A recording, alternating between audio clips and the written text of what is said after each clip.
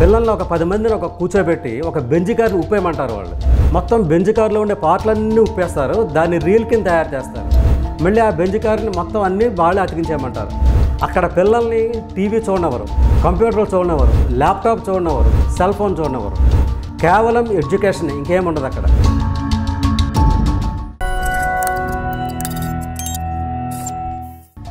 ఇంకా జపాన్ వచ్చేసరికి 10 మంది పిల్లల్ని ఒక చోట కూర్చోబెట్టి, అంటే కాలేజీ అవనివ్వండి, స్కూల్ అవనివ్వండి, ఏదైనా చిన్న స్కూల్ కానీ కాలేజీ లెవెల్ పిల్లల్ని ఒక 10 మందిని ఒక కూర్చోబెట్టి ఒక బెంజ్ కార్ని ఉప్పేయమంటారు వాళ్ళు.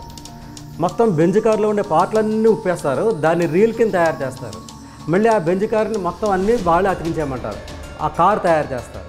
సో ఆ విధంగా ఆ రీల్స్ పిల్లల చదువు కోసం ఉపయోగించడానికి వాళ్ళు తయారు చేసిన రీల్స్ని మన ఇండియాకు వదులుతున్నారు. ఎలా వదులుతున్నారు?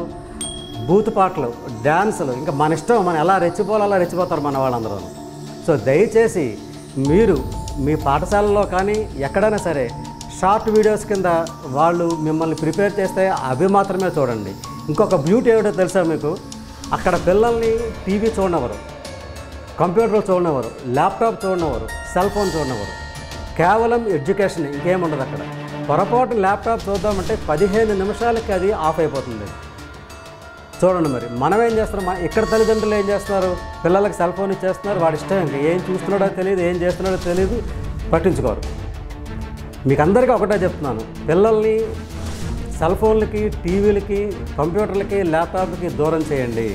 ఒకవేళ వాళ్ళకి ఇచ్చినా మీరు దగ్గరుండి వాళ్ళు ఏం చేస్తున్నారో స్టడీ చేయండి.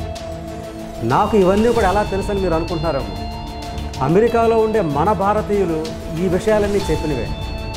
వాళ్ళ పిల్లల్ని అక్కడ చాలా పద్ధతిలో పెంచుతున్నారు. అమెరికాలో ఉండే మన భారతీయులు అక్కడ పిల్లలు చాలా చక్కగా పెంచుతున్నారు.